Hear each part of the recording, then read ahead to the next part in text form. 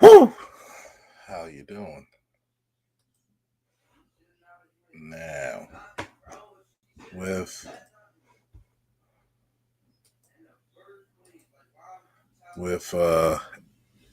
further ado, we're gonna do the Q&A and town hall meeting with Secretary of Defense Pete Hegseth.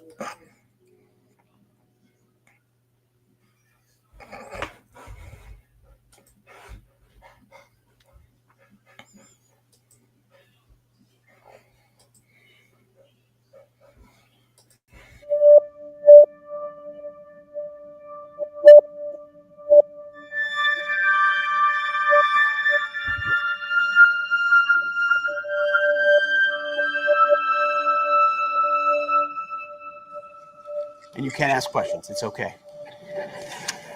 I think there's a microphone here and here. If you want to come up, sir, to the microphone so everybody can hear you.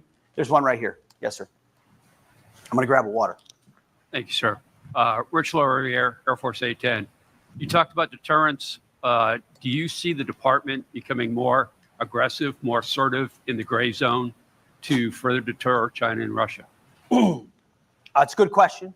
I hope that it's been noticed and it's intentional that a lot of our outreach, my outreach early on to defense ministers has been in the Indo-Pacific, strengthening those alliances even more. There's gray zone activities that exist, some of which you can acknowledge, some of which you cannot. But certainly we want to send the signals to China that that area will be and continues to be contested. Our allies and partners, we will stand with them robustly in real time with defense capabilities. And we're not just going to allow them to perpetually sort of de facto gobble up more of that contested space by the routines that they conduct to sort of demonstrate that all is normal in an increasingly escalating way, maybe even to mask efforts they might be undertaking. So we're definitely keeping an eye on that. We're clear-eyed about the Communist Chinese, the PRC, but we're also not attempting to initiate conflict or create conflict where it otherwise doesn't need to exist. We're going to stand strong with our partners.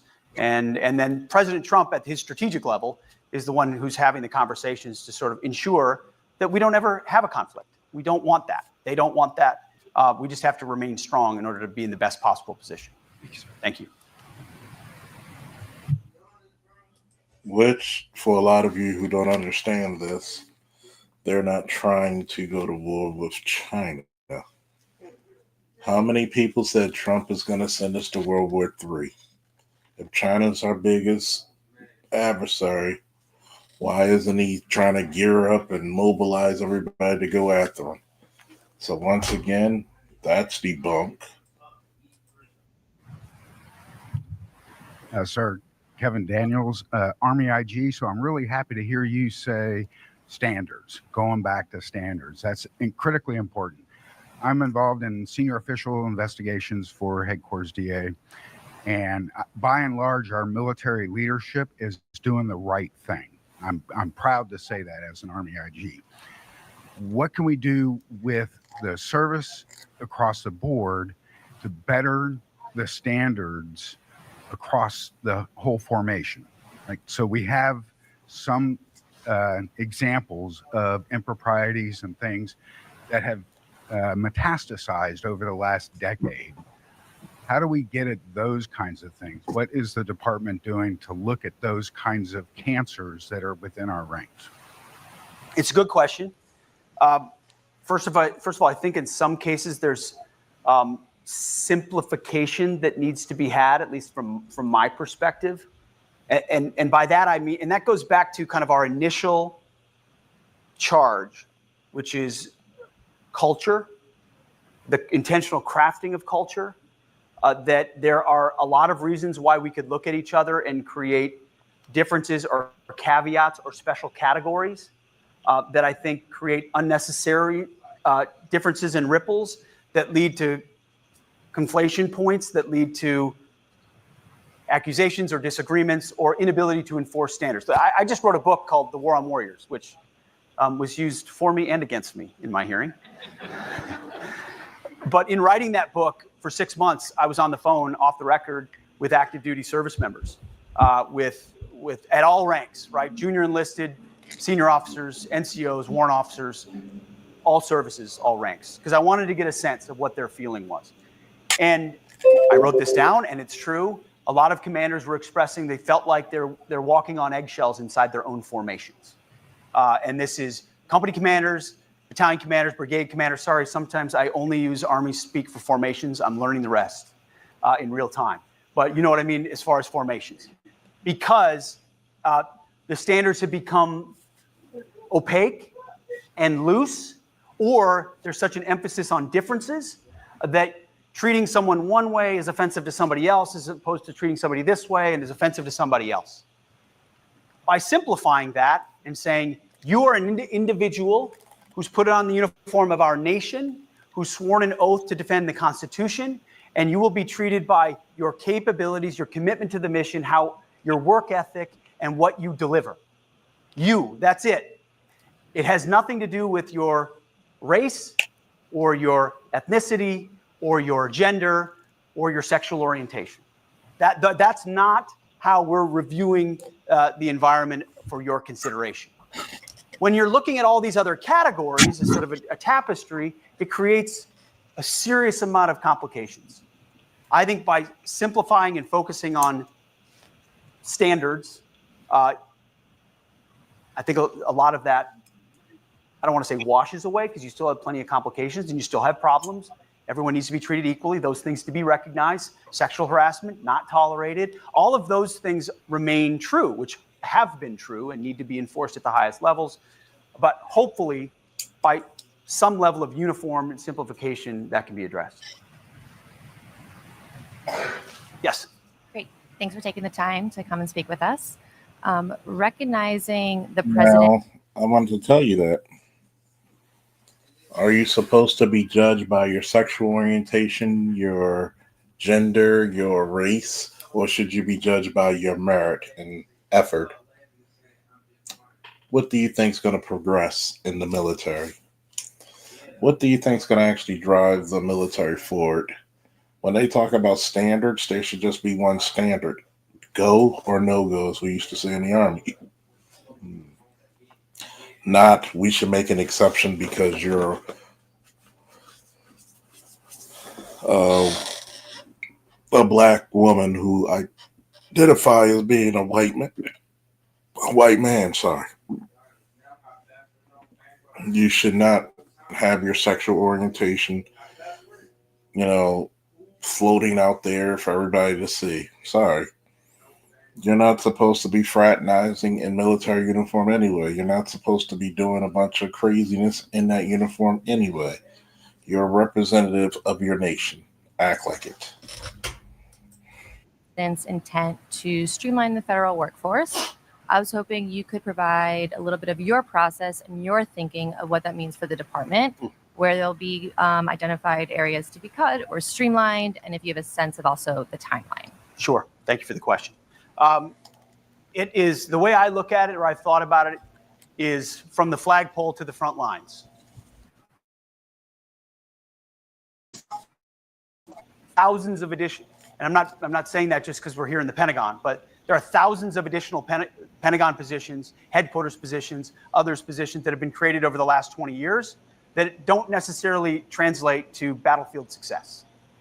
Additional staff, additional layers of bureaucracy, additional flag officer positions that we would be remiss if we did not review. We also live in a budget constrained environment, and that's politics that I thankfully don't have to worry about anymore. I have my opinions, but that's not my job. My job is a ready force. We will have to live inside the constraints of the past. I mean, we were down at Fort Bliss recently, and the unit there, the armored cav unit there, relayed that they've had to cut an FTX, a series of training exercises coming up because of budget constraints. Well, when you're living off of continuing resolutions and caps, and then you have contingency operations and things that change, suddenly you have shortfalls, and now unit training falls by the wayside. From my perspective, that's completely unacceptable. What are we spending elsewhere that can be targeted efficiently? And it's not just the fraud, waste, and abuse stuff. It's systems, it's hierarchies, it's layers that we can review, reduce, recommend those reductions. That then allows us to ensure that training and readiness in the frontline units and the COCOMs is even increased. I want more of that. So it's interesting. Former Secretary Rumsfeld gave a speech on September 10th, 2001, that was about acquisitions and reform and Pentagon bureaucracy that, overtaken by events the next day, September 11th, 2001, was quickly forgotten and really never addressed. I feel like I could give about 85% of the same speech today that Secretary Rumsfeld gave on September 10th, because a lot of those processes have become even more systemic in taking root here that cause delays, redundancies, and bureaucratic red tape. We're looking at the headquarters level. We're looking at the highest levels. I said this in my hearing as well. We won World War II with 7 4-star generals. Today we have 44. Do all of those directly contribute to warfighting success? Maybe they do. I don't know. But it's worth reviewing to make sure they do. So we're looking at all options.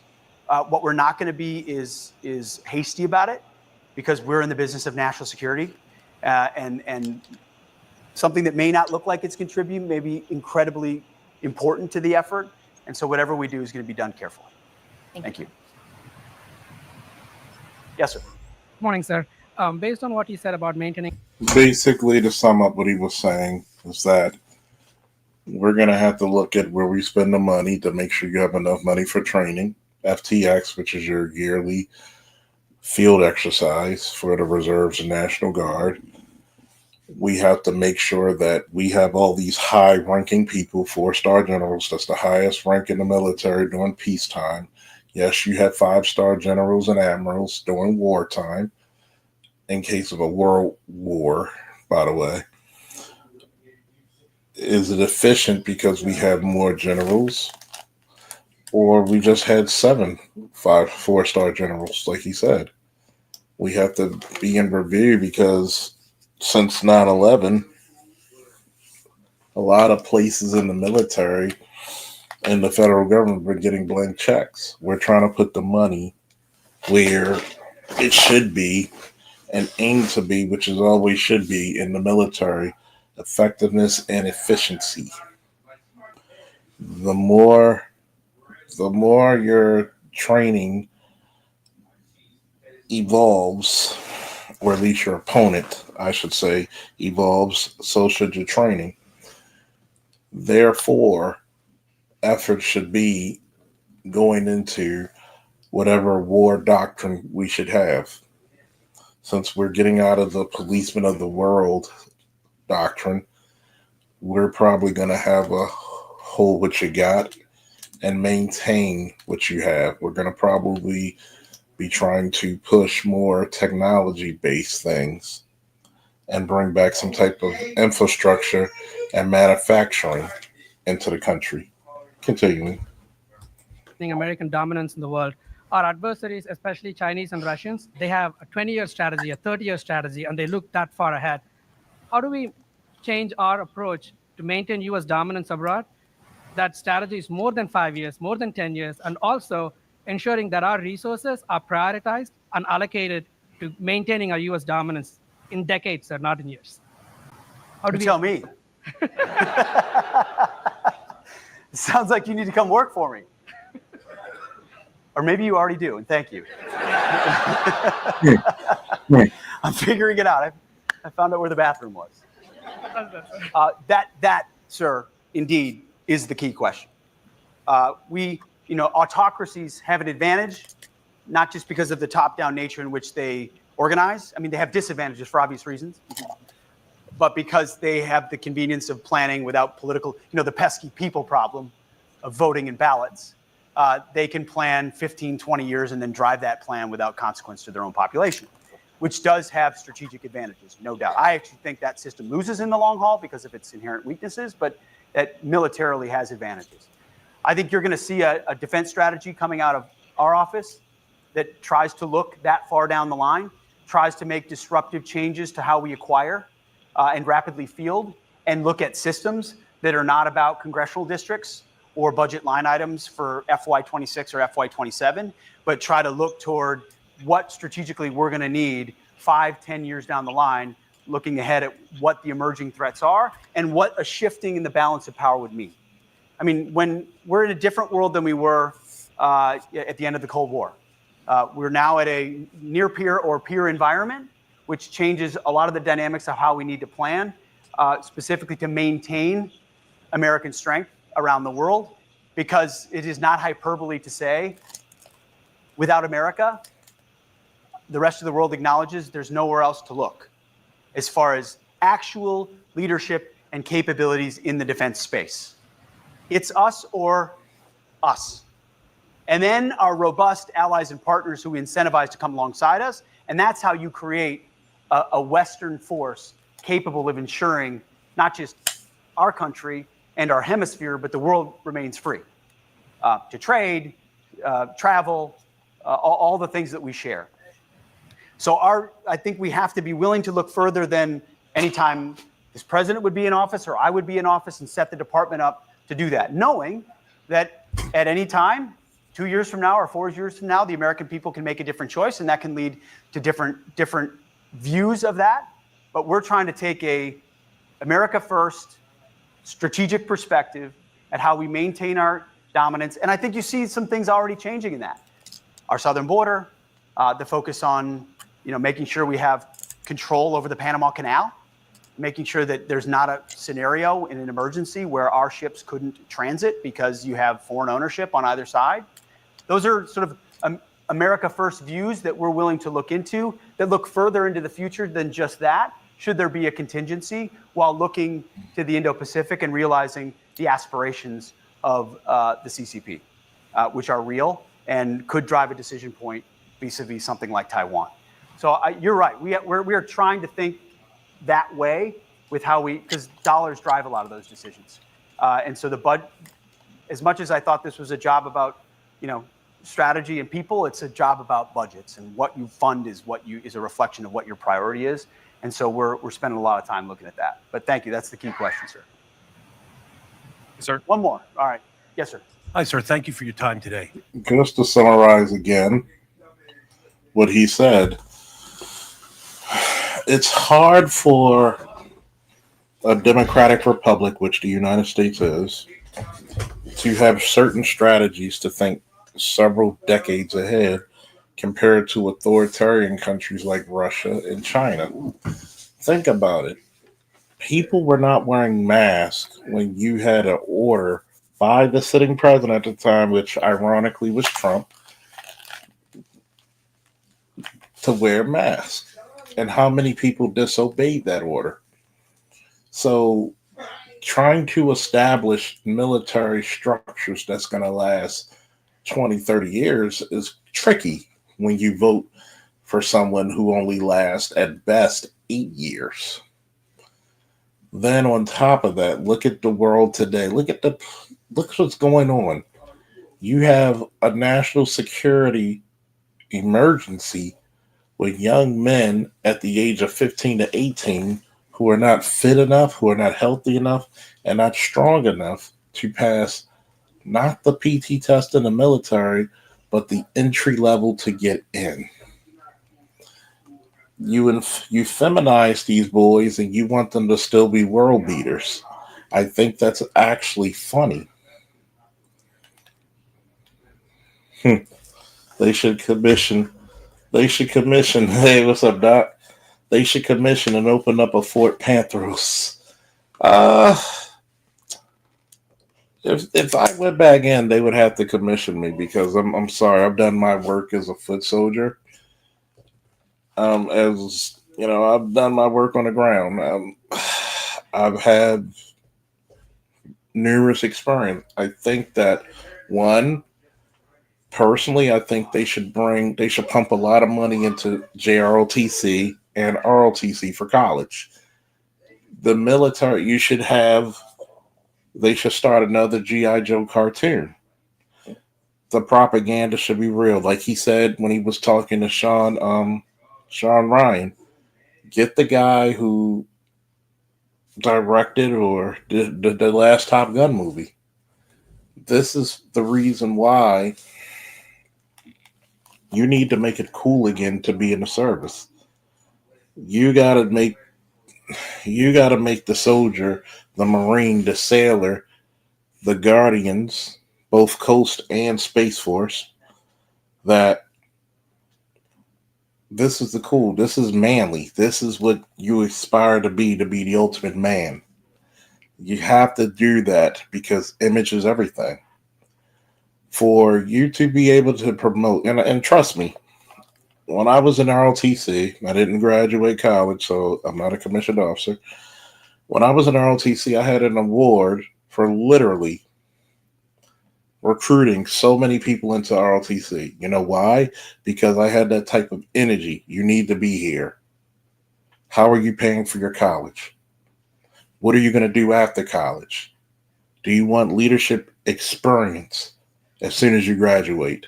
By the time you leave here at 24, 25 years old, you can be a VP anywhere in the world. Do you want to see the world? Do you want adventure? Do you want a kick-ass job? Do you want a career? Think about that. I would open up some of my sniper schools I would get more females to become snipers or espionage, which are, if you think about what I've said for years now, they've looked at combat at the three places where women actually excel. Snipers, because they're flexible and they're pretty damn good shots. Espionage, because if I put a nice looking female in a tight fitting, form fitting dress with some beautiful heels and some, moderate makeup, most men would tell their whole life story. And investigations. Remember, it was a woman who found out where Osama bin Laden was. But see, that's called efficiency and effectiveness. I'm going to use what I have in the most efficient way that I can present it. And that's what's going to get you up. And see, this is the problem with the money. If the 50K is up top, right? You get so many benefits. You really don't even have to go to the market.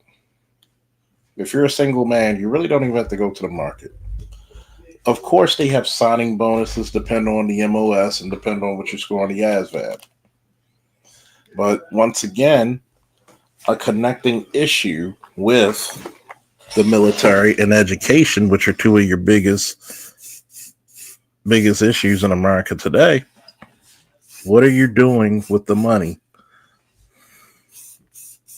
Where's the focus going to be? So when we look at this, we have to say what's going to be attractive. Are you going to push men into special operations? Are we going to have a brotherhood? Because guess what? Money will get you there, but money's not going to keep you there. Because what's more important than recruiting? Retention. Because when you go to an ODA in the Green Berets, the Ranger Battalion in Fort Benning, now Fort Moore, when you come out as a Navy SEAL or a Marine Recon or a PJ, and you're looking at the private sector and they're giving you about 120,000 starting, the military, even back during the Iraq War, we're giving signing bonuses to stay for 100 and plus thousand. You're going to have to not only just bring up money, but also benefits. Am I gonna be capable of getting a certain type of rank? Because DEI destroyed your rank system in a minute. Look at the police departments. A lot of these police departments are so goddamn top heavy that they have to extend the time to become eligible for the sergeant or lieutenant test. You almost made the rank worthless because you had so many. It's not special anymore. And especially when, how do you give people first dibs who are not on the street busting their ass compared to those who are the house cats who have enough time to study, enough time to go on YouTube, enough time to make alliances? But the person on the street, they're at a severe disadvantage because they're going through work fatigue, especially when there's almost little to no reward, no medals, no ceremonies for people of merit. And that's the one thing that you need: merit. It needs to be a merit-based system. That way you know you're going to get the best of the best. Continuing.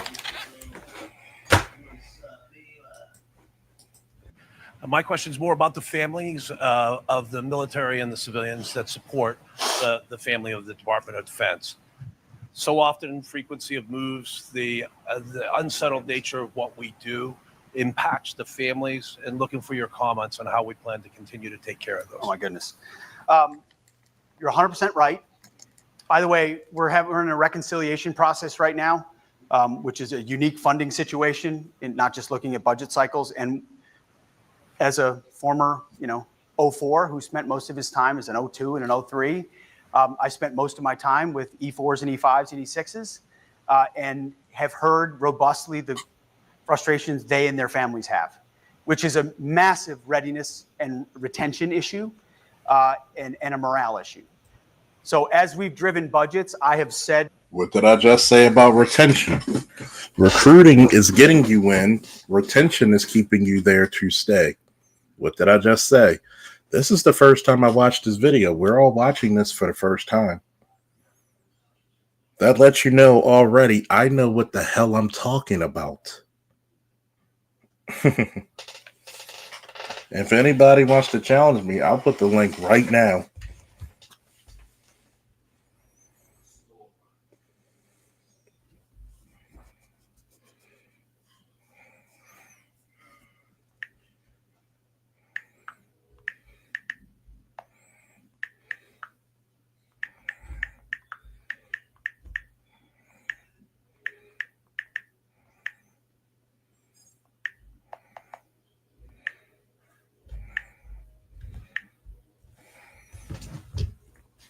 If you think I don't know what the hell I'm talking about, I'll put the link in the chat and we could debate about it.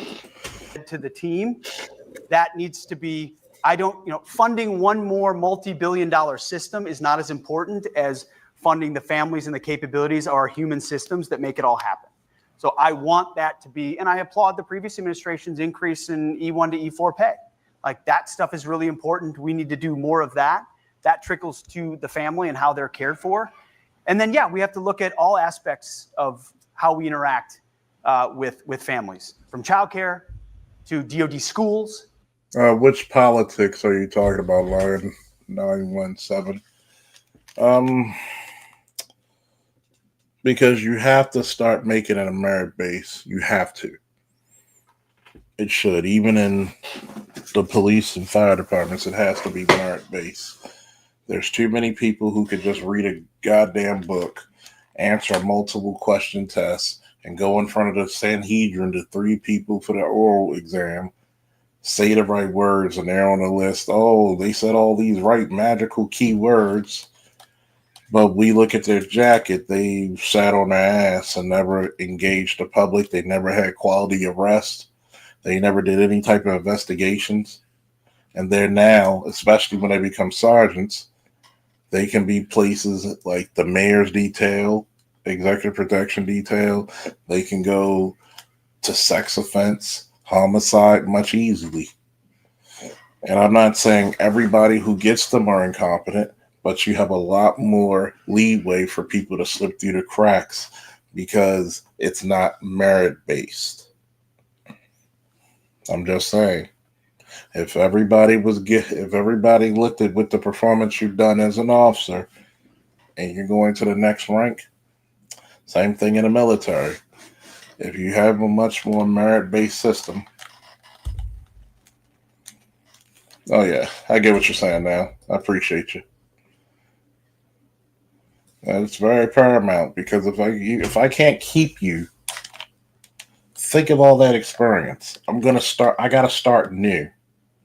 It's almost cheaper to keep you with all that experience because now we got to train up somebody, and it might take as long as you've been in for them to be fully functional in certain roles. Not only that, you might also be a liability because you're not able to handle certain responsibilities and certain missions. Continuing. And the president signed an EO, talking about choice in schools. Military families should have choice. If it's great on post or on base, great. If not, do they have a robust opportunity to seek education or childcare for their kids elsewhere? That matters a lot. Making sure BAH matches. All of these things are important. And my wife's going to be traveling with me to. We're going to the NATO ministerial to. We're not going to the Munich Security Conference. We're instead going to Poland to see the troops out there, and we're going to Germany to see EUCOM and AFRICOM. I would much rather talk to troops than go to cocktail parties. That's my job. And we're going to meet with military families. She's going to meet with husbands, wives, and spouses on that trip. Go see schools, go see faith groups, childcare centers, to get a real pulse of what that is, and then make sure we're funding it. So I want you to know that's something that matters a lot to us. I appreciate the question. So we have one more? Oh, go ahead. Let's do one more. Ricky told me I couldn't, but why not? Good morning, sir. Appreciate you taking the time. My name's Ellen Harnish. I'm from OSD Cape. And my question follows up on your point about the acquisition process. We're in a day right now that we have a lot of dangerous powers that are rising, and we're trying to figure out what to focus on in the acquisition process. And us as civilians, we want to be there to support the warfighter and get them the capabilities that they need fielded in the fastest time possible, but with the appropriate amount of testing and making sure everything works when it gets to the battlefield. So I guess my real question for you is kind of what's your focus when it comes to the acquisition process and reforms and the trade-off between faster capabilities that are probably smaller and can be fielded quicker versus these larger scale capabilities that we really need for that deterrent effect? In a perfect world, I would say both, right? You recognize, I mean, first of all, listening to the COCOMs, listening to the people on the pointy end of the spear, watching what's happening in real time on the battlefield. Take Ukraine as an example. A lot of people, we're learning a lot about what low-cost systems UAVs can do to high-cost systems that we have invested a great deal in. And the question is, do you keep investing in those or not going forward? Listening to the services, also making balances, and it's not necessarily choosing between services, but recognizing capabilities of services vis-a-vis prospective upcoming fights. And then I think we have a unique opportunity to tap into industry, Silicon Valley, obviously we've got massive organizations that have helped create big platforms that are incredibly important for deterrence. We also have some really fast-moving, newer contractors that are willing to work, that have already put a lot of money into R&D, that want to help us rapidly field these new systems that we're going to need for fights in the future. So funding even more robustly, I don't want to name check anything and say that's the only route, but things like DIU and others, where you can experimentally, rapidly field new technologies and then find a way to make sure they're funded so that they can be scaled and tested even in real time out with COCOMs, as opposed to a 18-month testing process, kind of merge things together so they're happening more quickly. And we're hearing a lot of that from commanders in the field who are saying, hey, skip this, and that process. Let us figure out how it works, and then we can scale it once we know it does or does not.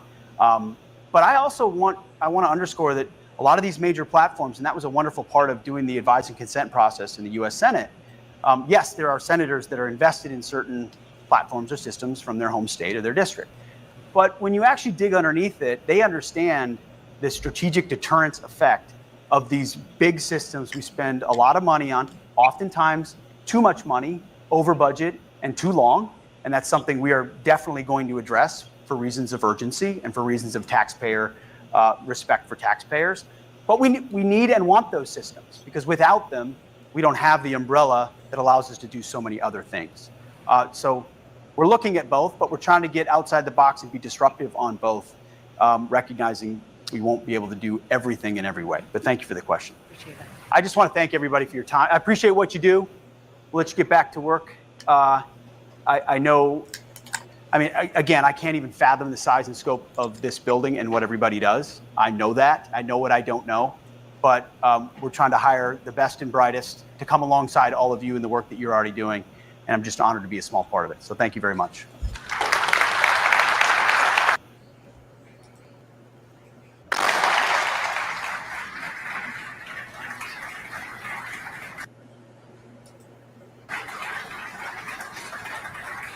Ladies and gentlemen, this concludes today's town hall. Thank you for joining us. Please remain in place for the departure of the official party.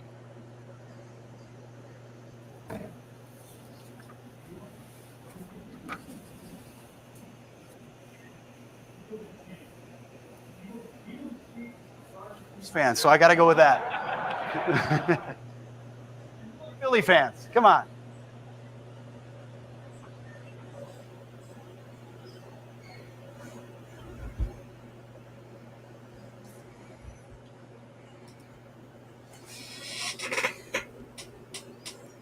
And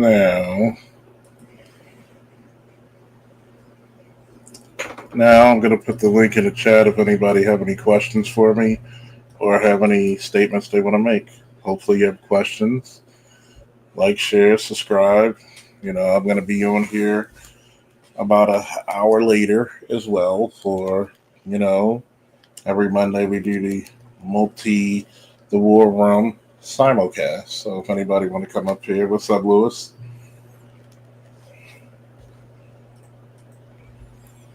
Panther, why were they so hell-bent on keeping this guy out?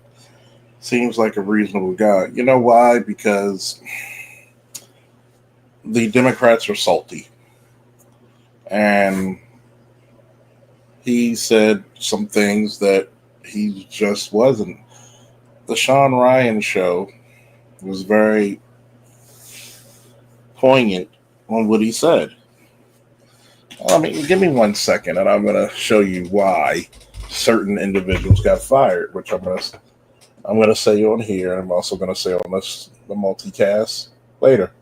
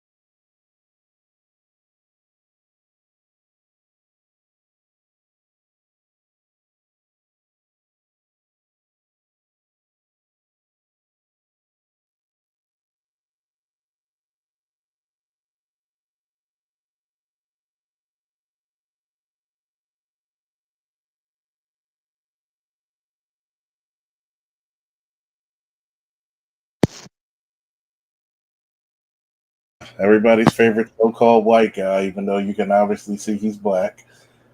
Red pill sleeper cell. Just to give a background to him, he's a manager, a high-ranking manager in a supermarket chain, and also former wartime Marine. We have A.L. Evans in the building. Hey, Dr. Dunbar, if you're free, come up and I'll answer it even further for you. But this is the reason why I'm doing this, because I'm also going to be joining the Red Pill Sleeper Cell and also Villainy when we do our multicast of the streaming. Here's a video I'm going to play real quick, and then I'm going to play Lewis's video to show you the type of insight that he was saying years before he was in this position. And this is the reason why Trump picked him. Do you have something to say to what I said to that about how do you feel about Hegseth yourself being a former? Well, what's the old saying? Once a Marine, always a Marine. You're muted. No sound.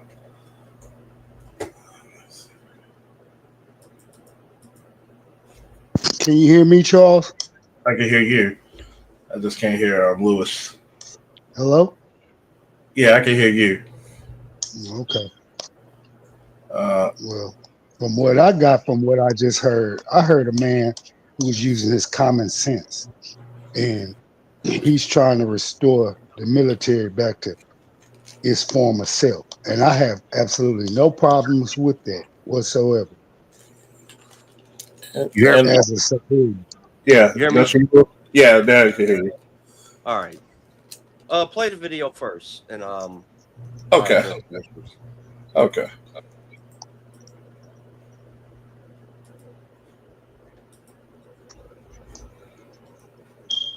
Is how did the military allow itself to go woke? Meritocracy and lethality, of excellence, of no excuses, of equality and unity, not equity and diversity is ours. The dumbest phrase on planet Earth in the military is our diversity is our strength.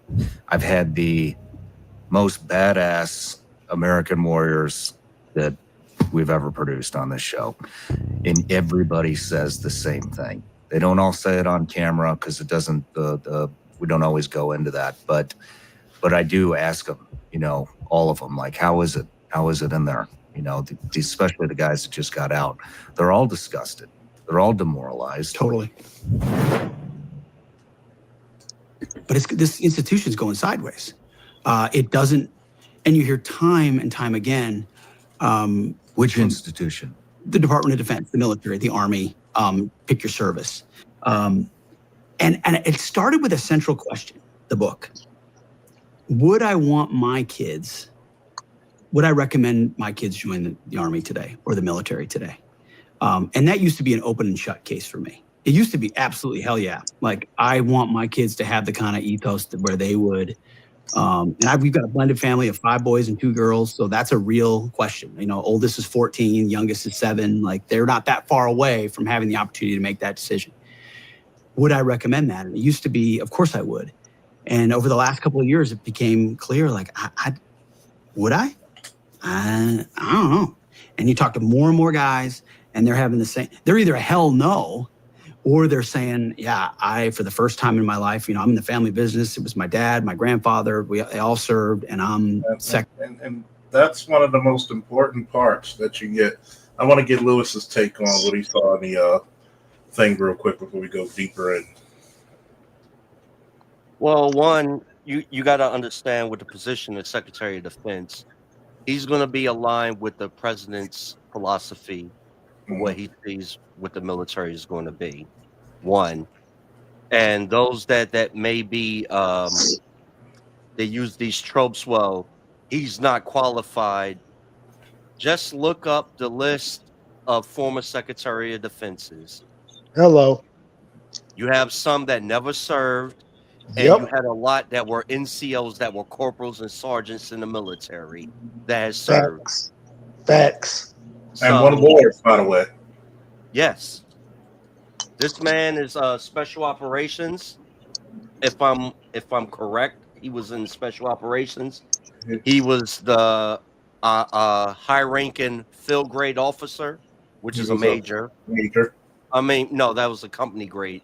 No, field grade. Yeah. That's field grade. Major, lieutenant colonel, colonels, field grade officers. Yeah, so if you look at his appearance, rough and gruff, and he's going aligned with Donald Trump's ideology. And I have something, if you want to finish playing this, because I got something to show you when you finish this, share the screen I have up. It's the list of 4-star generals in the military right now. Okay. And He said there's a total of 47. Everybody's up, but they got their panties in a bunch. Oh, they fired the Joint Chiefs of Staffs. Like, people don't understand. First of all, a 4-star position is a political position in the United States military. Yes, it is. Especially the Joint Chiefs of Staff. It is a political, just like in any municipality, your chief of police and your chief of the fire department is a political position. They're appointed. They're very appointed, yes. And we're going to come back to that. We're going to hear more about this. I'm guessing whether I want my kids to. And so the book kind of helped me figure that out. And the last chapter of the book is a letter to my boys about whether I would want them to serve. But and I can lay that out, but I didn't write that chapter until the end. So I wrote the whole book, and then I was like, okay, I want to look at the depth of what's happening to our warriors, because it's not, the book isn't just how the military went woke. Mm-hmm. There's plenty of those examples, and we feature them prominently on Fox, and you've seen them, and they're just the nonsense. The deeper question is, how did the military allow itself to go woke? How did our general class, how did our military academies, how did military leaders who are expected to live by an ethos and a code, who's they're in the job of meritocracy and lethality, of excellence, of no excuses, of equality and unity, not equity and diversity is ours. The dumbest phrase on planet Earth in the military is our diversity is our strength. It's our unity is what unites us, our unity of effort, our ability to say, yes, we're different, but we come together as a team to accomplish a mission. So I spent the better part of a year and a half talking to vets, and not just vets, but connecting through a network of a lot of guys I know. I host my show on Friday, Saturday, and Sunday in New York. So I've got Saturday afternoon wide open. And I spent for months my Saturdays just on the phone, off the record, anonymously with guys in service. So senior enlisted, junior officers, senior officers, all branches, MOSs, eras, but mostly guys in right now, generals, privates.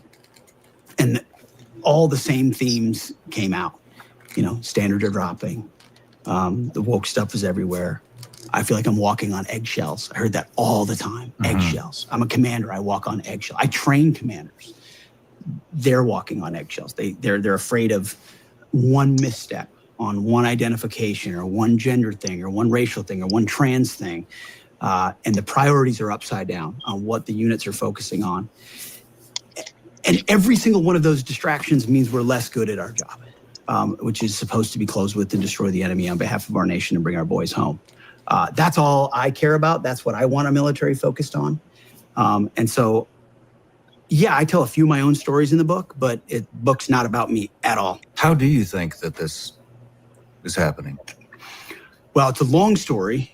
I think it's because they're ideologues who want to bring a meritocracy to heel. That's where I think it starts. I think you have politicians who don't want to tolerate an institution. First, they want to use it to tinker. And then they also don't want to tolerate an institution that's antithetical to their social experiments. Because the military, the book lays this out. Of course, like the integration of the military racially was a huge success. It was a huge success because Black men and Hispanic men and others can perform just as well as white guys in any capacity that they're given. So the reality of life reinforced that the bigotry we saw on the outside should not be tolerated inside the military. And the military did a great job doing that. But now we're pushing boundaries on lots of different levels that are different than that, because men and women are different, because being transgendered in the military causes complications and differences. And the book kind of lays out the common arguments that those on the left or others make, which are baked in social justice. So it started, we saw it under Clinton with the tinkering of Don't Ask, Don't Tell and the reasons for those changes. And I talked to some of the people involved in when that was changed.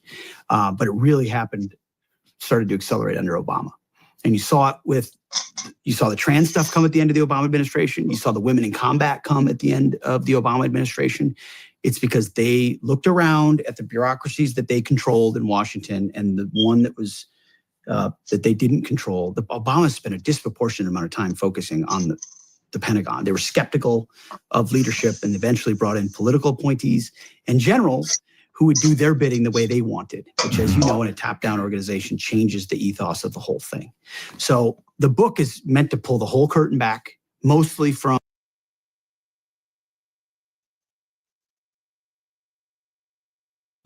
Hey, Lewis, what do you say about that comment? The military was bad at its relationship with black men. What era was you talking about? And what era? Secretary of Defense.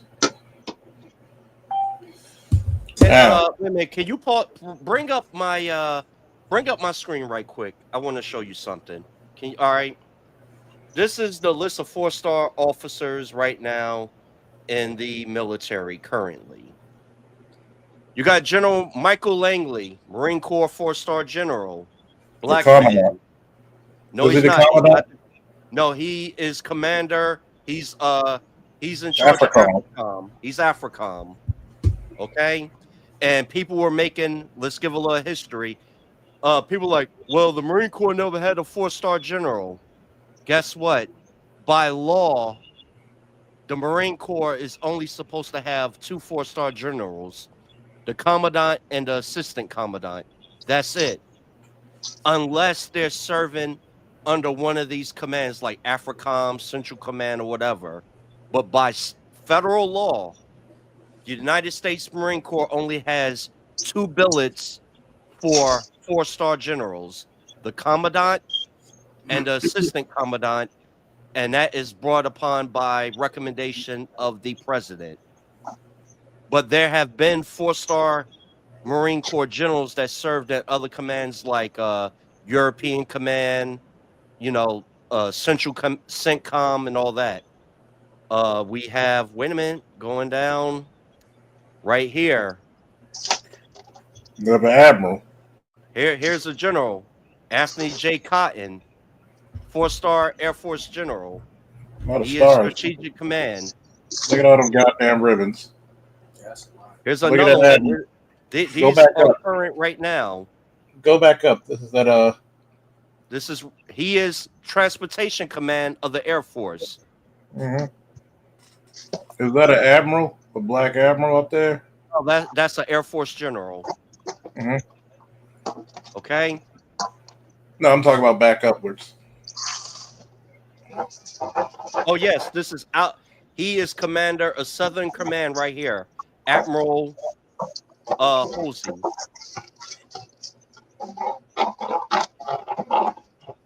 These are black 4-star flag officers. This is Xavier Brunson right here. These are current.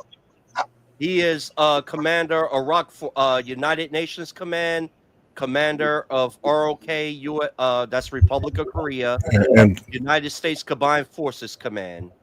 And okay? Let them know that also these people also command over other people in branches of the military as well. Yep. And some even command other countries' militaries under a joint command. Just like if you go to the Space Force, one of the command structures is an air marshal from Britain in their command. It happens. We have an exchange. We have a foreign exchange policy in the military. Let's finish, Lewis. General Gary Brito. He assumed duties as 18th Commanding General, United States Training and Doctrine Command. Okay, TRADOC. He writes the books that when you go to basic training, all the materials when you go to certain ranger school, when you go to Green Beret selection, when you go to the medics, he's the guy in charge of those doctrines. Continue.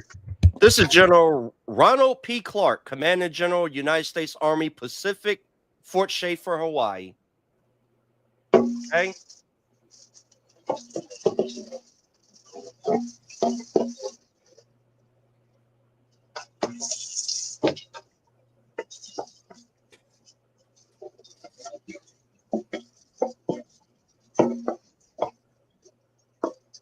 That we looked at, and another, you got Space Force, the Coast Guard, got the Air Force Major Commands.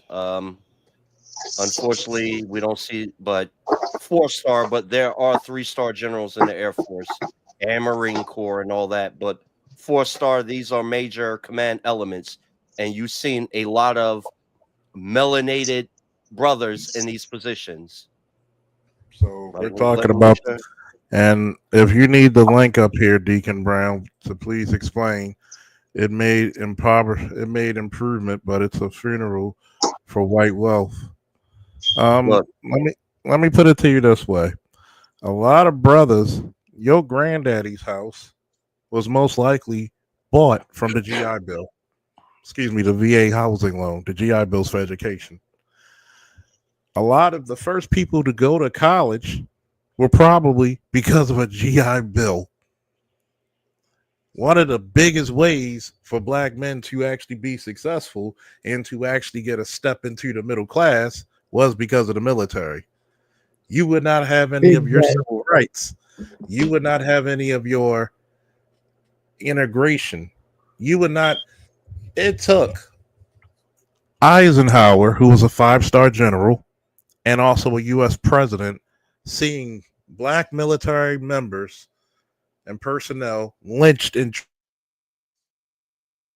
trees and said, how the fuck can you not respect these men who shed blood of the enemy and gave blood for their country, but this is how you treat them? Nope, we got to integrate these motherfuckers. One of the best ways to get along with people is to integrate them.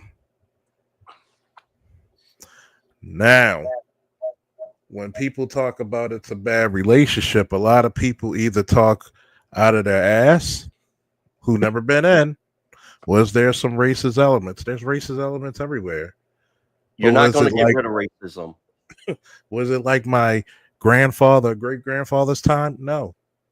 You got to realize something. I'm a war vet. Lewis is a war vet. Our wars were 20 years ago. My father's war was 40 years, 40, 50 years ago. Grandfather's war was what? 60, 70 years ago? Not even including my great grandfather. Oh, please. This is General Langley, and it been a real, people talk about, well, how come there ain't that many black 4-star generals in the Marine Corps? Like I said, it's a presidential appointment, and the Marine Corps is so small. There's only 2 paths you're really going to reach high ranking, like 3 stars or above in the Marine Corps. You're either going to be a combat pilot. Like when you look at the commandant and the assistant commandant, you're going to have one that's either infantry officer, and the assistant is going to be a combat air pilot, or it's going to be vice versa. You're going to have one that's a combat air pilot, and one is going to be a combat infantry background. And unfortunately, in the Marine Corps, a lot of people that join the Marine Corps that is melanated, they do not go into infantry. And I've been in the Marine Corps. They'd be in motor T, supply, heavy in admin, because when you join the military, you have a choice of what MOS you want to join. And right when I was in, infantry was heavy white boys, Mexicans, and some Asians. And infantry officers were mainly white boys. So when when you join into OCS or you come out of the Naval Academy, you get to choose your field. And unfortunately, in the Marine Corps, you see a lot of whites and Mexicans and Asians that's in infantry officers. You got some brothers that's there, but a lot of our brothers, they either gravitate to artillery, motor T, or what, etc. in the Marine Corps. In order to become a general, you have to go through either those two routes, either a pilot or you're going to be an infantry because you're going to be commanding. And with Michael Langley, let me show you his background. It shows his command military career. As let's see, he holds a master's degree in national security strategic studies from the Naval War College and a master's degree in strategic studies from the United States Army War College. That's his medals. Where is his let me see. He attended, let's see, officer. He commanded at every level from platoon to regiment, including Battery K 5th Marines, 11th Marines in support Operation Wildfire and Operation Wildfire in the Western United States, battalion and regimental commands in the 12th Marines forward deployment in Okinawa, and both the 201st Regional Corps and Advisory Central Command and Regional Support Command, southwest of Operation Enduring Freedom in Afghanistan. And he was a commander of the Fleet Marine Forces and commanding general. I think it was the 1st Marine Division. So this man is high speed, low drag. And that's the statement of the year. So Deacon, please come up. Hey, we got the nameless one, that ninja over there. And you got to realize that that the military was one of the few places a black man was treated. Can I say something right quick? Mm-hmm. When you're in like central, like he's AFRICOM, he's command of African Command.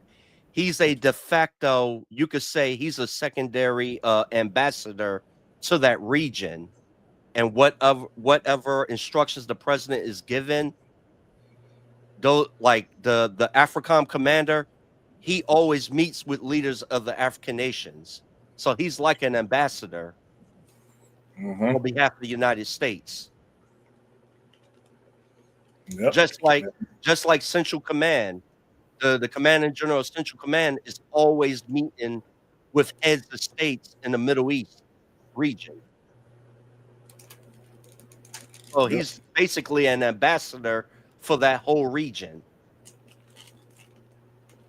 My bad, Charles. Go ahead. Oh, you're good. You're good. You're teaching. See, this is what, and please come up because here's the option. You look at the black community. Who holds the purse strings of the black community? A. Lewis. Say that again. Who strings of the black community? The black women. So how is a young black boy becoming into a black man? How the hell is he supposed to make it when they're focused on taking his sisters, whether they're older or younger, they're focusing on putting her through college?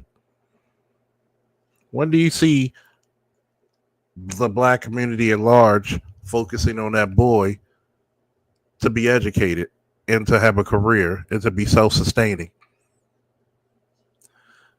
Without the military, a lot of us would not have a lot of the training, education, nor experience needed to progress. There's a reason why black women do not push their sons in the military. They will utilize the excuse of, oh, my boy, I don't want him to die. But she's clearly happy enough for him to die in the streets of insert city here. He's surrounded by so many women, he can't make a damn decision on what to eat. Once again, we go through the dichotomy. You're raising the men that you say you wouldn't date. You're going to make somebody's daughter life a living hell because of the way you raised your son. And last time I checked, this ought to go back. We ought to revamp. I'm going to say something that might be controversial. Give me some woos in the chat. Hey, Charles, I gotta step down. Okay. You got to start your show. Start that, yeah, with Bay. I'll be on there in a few. Definitely. And thank you for coming up. I'm going to say this, right? A lot of people will shit on the military. Is it perfect? No. But it's a damn option. I need y'all to give me some woos and hit the Cash App, please, if you feel like you're getting educated and entertained. Support your interests.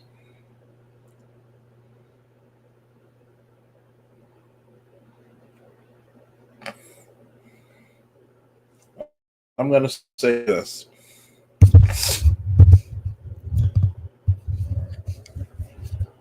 If I had the ear of Hegseth, J.D. Vance, or Trump,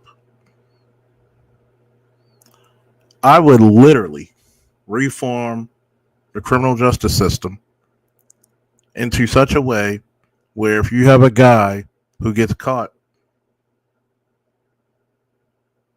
doing something where it's not something heinous like sexual assault or murder, you give them the old school option. Join the military or go to jail. For those of you, I'm going to teach you the three things jail or prison is supposed to be. Number one, a deterrent, which we know goddamn well that it's failed at that. Punishment, we know it's failed at that. And rehabilitation, which we know goddamn well it's failed at that. But if you give that person the option to join the military, I think you would have, and I know you would get a better result. I'm not saying that everybody needs it, but an overwhelming majority needs that chance. You know, people complain about, oh, the young black boys getting locked up. Where's your alternative? I'll wait.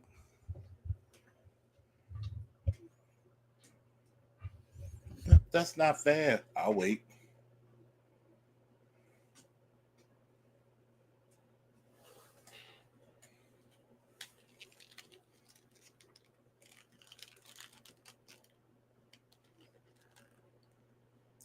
What do you think about those options, ladies and gentlemen? If you have any questions, hit the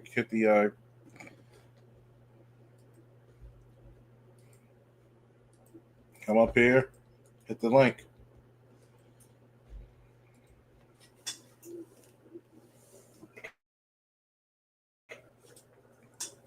Because a lot of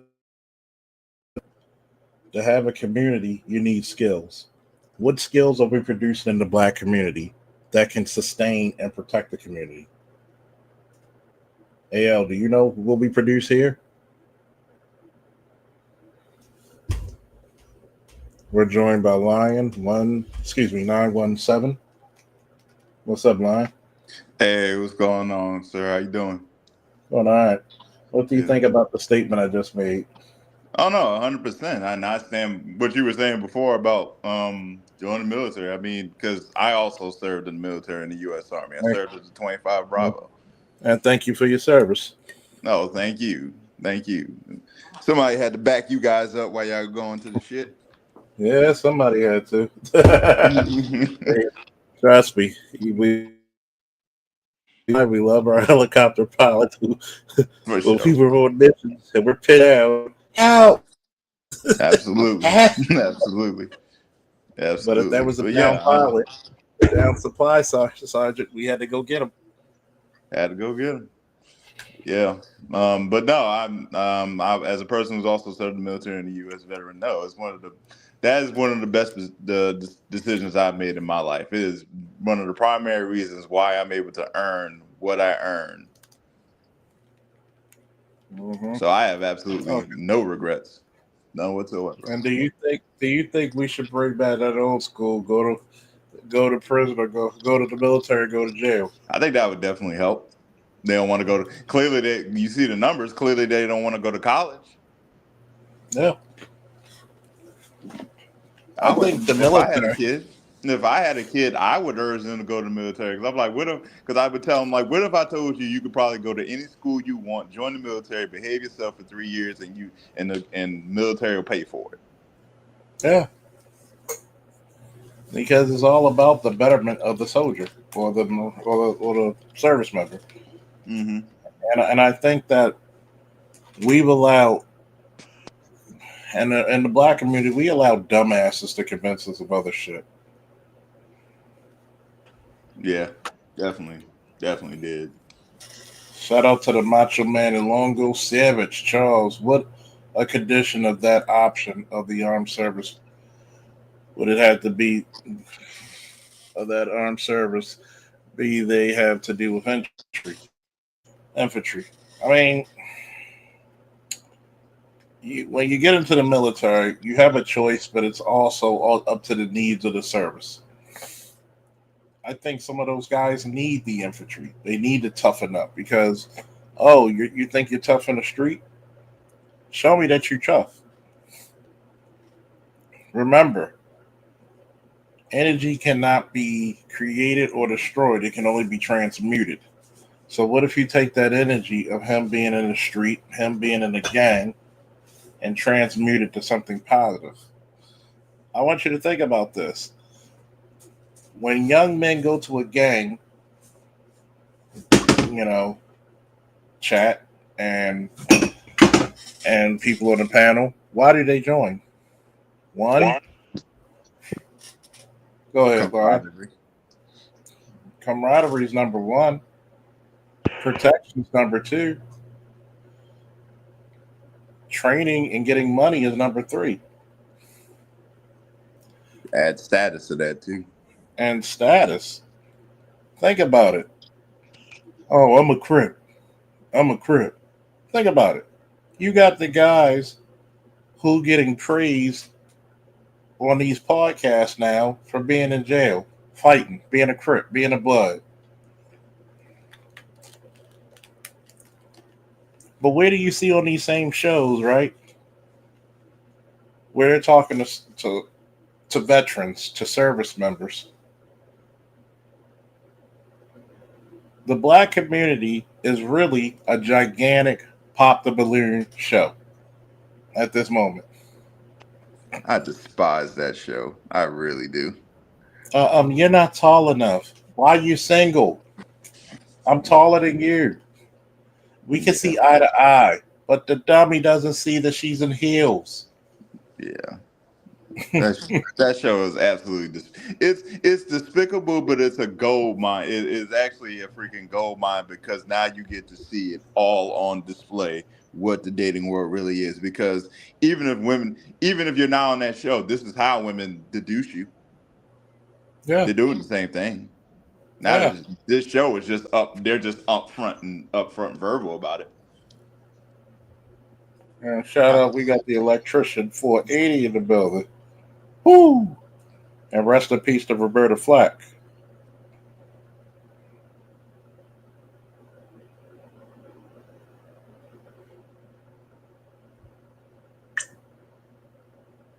But yeah, but I would suggest about joining the military. I mean, yeah, I was skeptical about it at first, but Mm-hmm. I was skeptical about it when I initially was about to join. But I was like, but then I said, fuck it. I got to be somewhere. Exactly. It's normal to be skeptical because it's new and it's overpowering. And I really think that notice that you never hear of anybody say, well, give them the option to join the military, but they'll keep putting money on their books. Yeah. Once they sign up, you don't have to send them any money.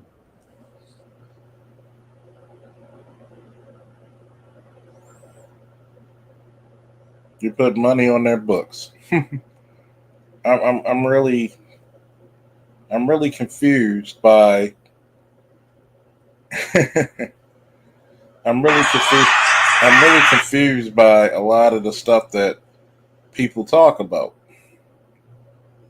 because even though I know that Deacon meant no real harm, but what happens when young men hear you say that and they are not getting what one needs to get or receive from men who's been there?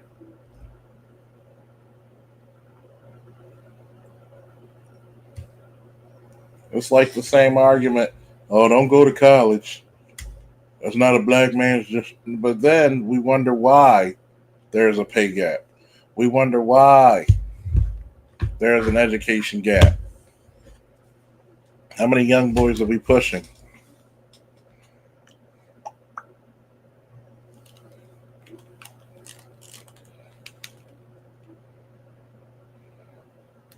Yeah. I wouldn't tell anybody not to go to college. I would say, why don't you go to the military so it can pay for college? Exactly. Make a plan. Make a plan.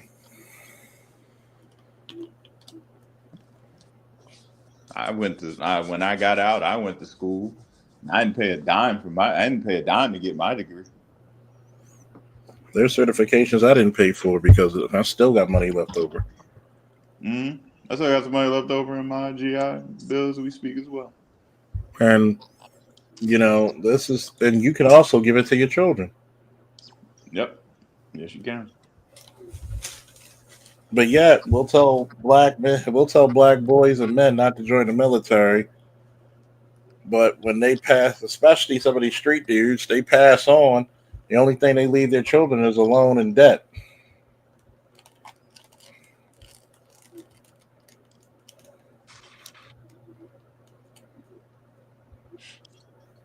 Yeah. Damn shame.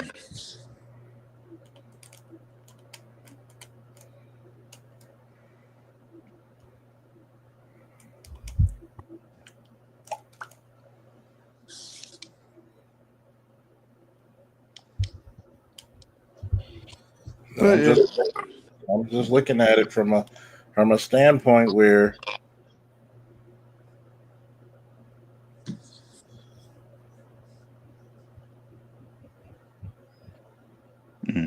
There's no breakdown of that either. When you look at income, when you look at some of the men who make over 70, 80, like going from 70 to almost up to 100K, most of that, a lot of them, the majority of them would be in trade school, i.e. former military.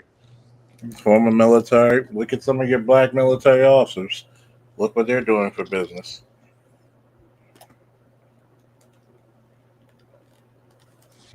But there's no breakdown of that. They don't count trade. They don't, for some reason, trade school doesn't count. I don't know why. No, trade school. We can't build a country without trades. Yeah. At all.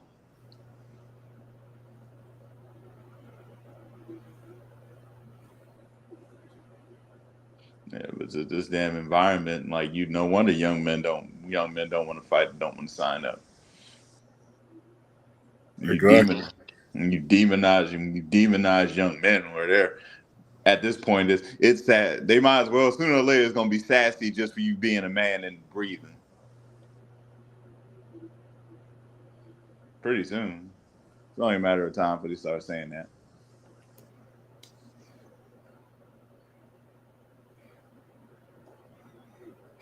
I mean, at some point, Reality is going to have to start kicking people in the ass.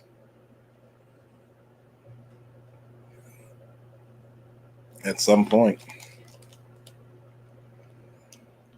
And what's going to happen is you're looking at the plan of what Hegseth, like Lewis said, he's going to go to plans of what the president wants. But you'll see why Trump picked him. Why? You get DEI out of there. You get somewhere where a black man can still be treated as a man, equal to any man, without the gynocracy on his back.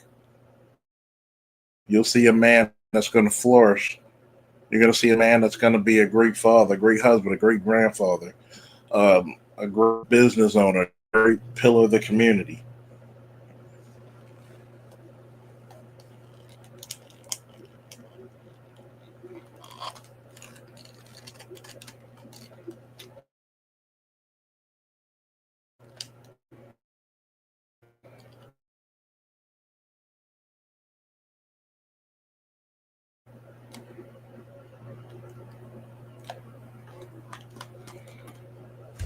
What? Oh yeah, especially trades. Well, let me get ready for this simulcast tonight. No problem. Hopefully you'll be on. I'll be on in about 10, 15 minutes. Woo! Hopefully y'all enjoyed this joint. We are out until about 15, 20 minutes later. Woo! Woo!